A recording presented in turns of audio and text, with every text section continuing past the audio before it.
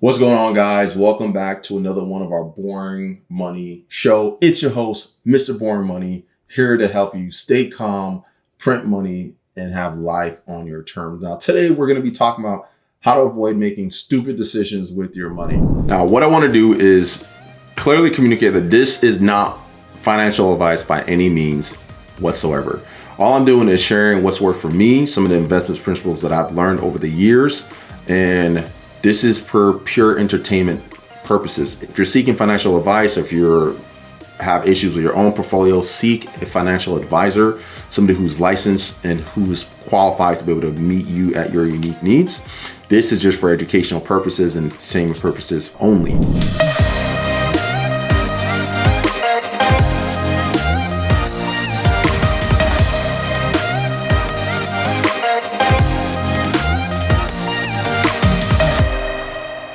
Now, this is an important topic that I want to talk about because it's actually really close to home for me.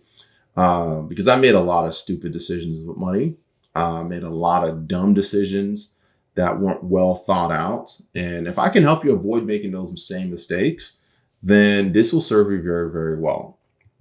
So one of the first things that I've learned over the years and continue to learn is really the importance of assessing risk properly and the importance of analyzing opportunity cost and having a plan for where you're going to deploy your money, right?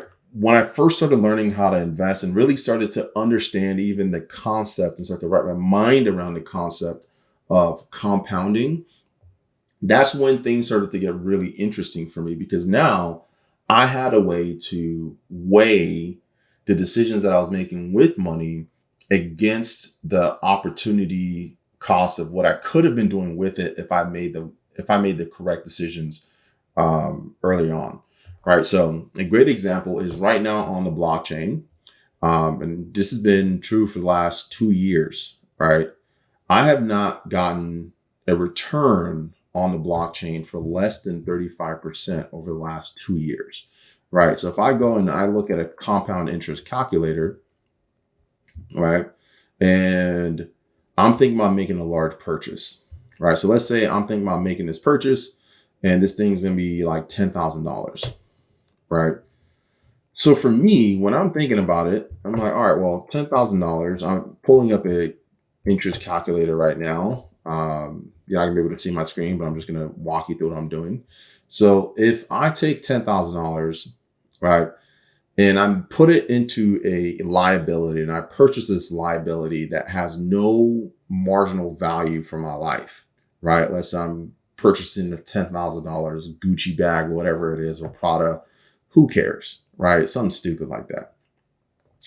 What that really cost me, right, is if I would have deployed it on the blockchain and made 35% on that, I would have earned $4,119.80 in cash flow off that $10,000 in 1 year, right? Let's say I deployed that capital for 2 years, right? Then in 2 years, I would have made $9,936.87. So that $10,000 purchase really cost me $10,000 of potential profits that I could have made had I invested it over 2 years.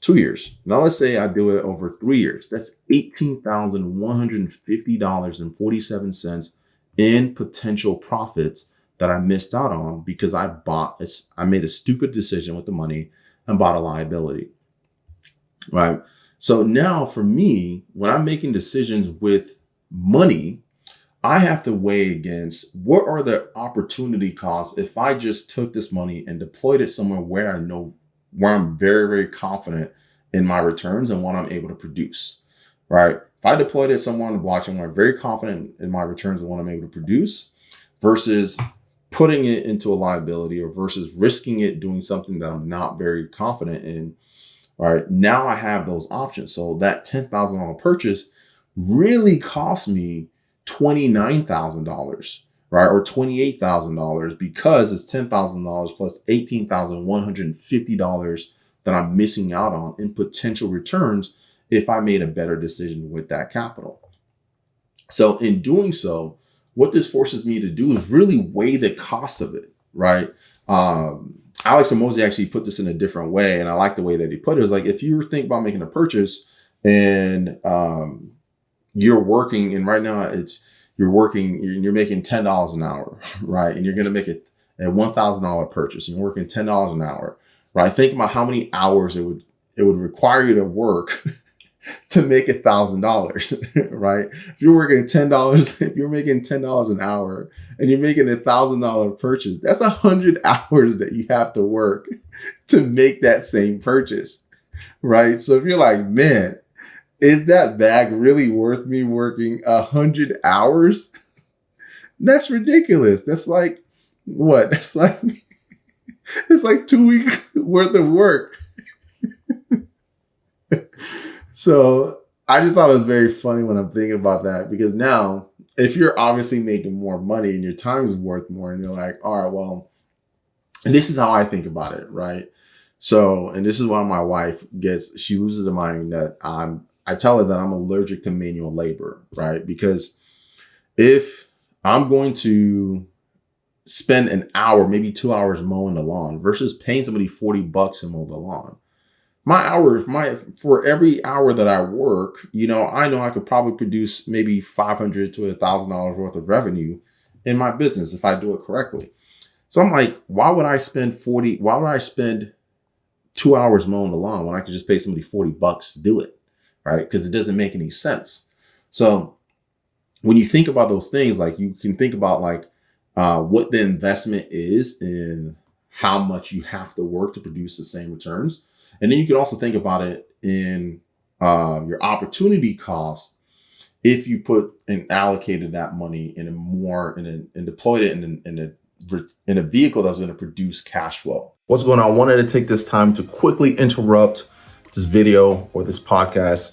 If you found this helpful and you're interested in getting started investing on the blockchain, we have an incredible program called the Boring Money System inside of our Wealth Sanctum. What we do is we'll guarantee you'll produce cash flow within the first 30 days of setting up your first digital cash flowing real estate on the blockchain, or you don't pay. So if you're interested in that, there'll be a link somewhere in the show notes for you to be able to apply and schedule a free strategy session where we can look at your portfolio, look at your financials, and figure out what would be the best and most efficient way to deploy capital on the blockchain to guarantee cash flow. Hope to see you on the inside. Back to the show. So another way that I like to think about it is, I know for me, if it's not going to produce 35% rate of return on the money, it's not the first place I'm going to deploy the money, right? And there's very few vehicles in my life where I know if I put $1 in, it's going to produce minimum 35% rate of return, and that's compounding, right? The only other vehicle outside of the blockchain that I know can produce that kind of return that I'm very confident in is business, right? Only in business can I put $1,000 in and turn that into $100,000 in income, right? Only in business can I do that, right? The only other place that rivals that is the blockchain. The third place that I can deploy capital and get a return is in real estate, right? So for you, when you start making money, you start thinking about these things, like, you want to be thinking about, all right, well, where is the best place for me to deploy that money to get a return? And how long does it take me to make that kind of money that I'm thinking about spending on a product that's expensive, or I'm thinking about blowing on an expensive car, or I'm thinking about using to put together a facade of a lifestyle that's completely beyond my means, that makes it impossible for me to invest into anything else, right? That's how you're thinking about those things. And that's how I started to think about it. And that's why, like, for me, when I know I'm going to start building a business, I know if I build the business properly, every dollar that I put into the business, I'm going to get 10 plus dollars back, right? That's a 10 to 1 return on that money, right? So for me, the only other vehicles that I'm willing to deploy money into outside of business is the blockchain or real estate, right? So first, my flow of money goes into the blockchain first, because I know worst case scenario, I can get 35% rate of return on that money. And so when I'm making decisions, or when my wife wants to go do something or things like that, I have to break out of it because there's certain things that, obviously if you're going to go on vacation and you want to have memories and experiences, like I'm willing to spend money on those things.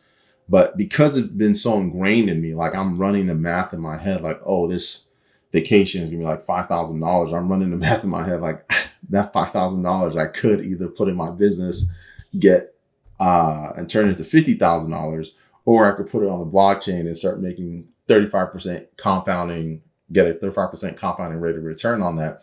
So you don't want to go too extreme.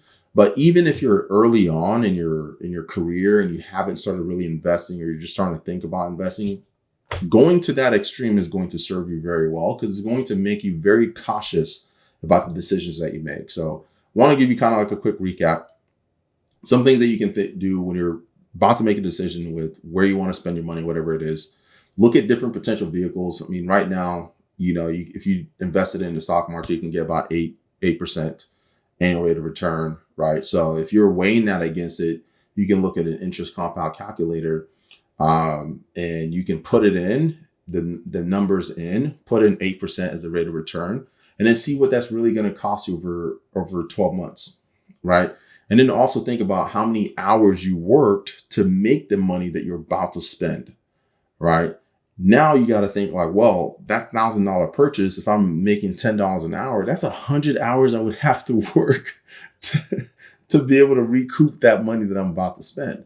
It forces you to think twice about making stupid decisions with your money, right? So, and it forces you to really think about where's the most efficient way for me to put the money, or what's the most efficient way for me to spend the money. And a general rule of thumb for me is, as I start to grow, is I'm willing to spend 5% of my active income. I call that a no judgment budget. I learned that from one of my mentors in real estate. It's a no judgment budget, right? Where it's like, as that money starts to pile up, we can spend on whatever we want. We can blow it on whatever we want. That's a no judgment budget. Everything else is being strategically deployed, strategically reinvested, or strategically used to build a business that's going to produce that 10-to-1 return on the capital that I put into it. All right. So hope you found that helpful. If you do, you should definitely think about joining the Boring Money community. I'll put a link below to where you can get access to it. And if you're interested in learning about investing in the blockchain and what that looks like, feel free to let us know. We'll drop a link in the show notes or in the comments, in the description, wherever you're going to find it. We'll drop a link somewhere where you can actually reach out, get on a call, schedule an investment strategy session, and see what it will look like to start to deploy capital on blockchain. Guarantee if you're deploying capital on the blockchain, and I'm teaching you, all my clients, I guarantee them they're going to be producing cash flow in the first 30 days, or they're going to get their money back, because blockchain is ones and zeros and it's pretty straightforward. So if that's something that interests you, feel free to reach out, join our community, and schedule an investment strategy session if that's something that you'd like to learn more about. Till next time. Deuces. If you found this video helpful, chances are you're going to find a ton of value in our Boring Money community, where I'm in there live, actively sharing articles, market updates, and just educating you on what's going on in the market real time. So if you don't want to wait for another one of these episodes or another video training to come out, and you want to have live updates on what's happening in the market, go ahead and join the Boring Money community, where you can have access to us and be able to ask any questions that you want, and potentially even get featured in an episode. Till next time, hope to see you on the inside.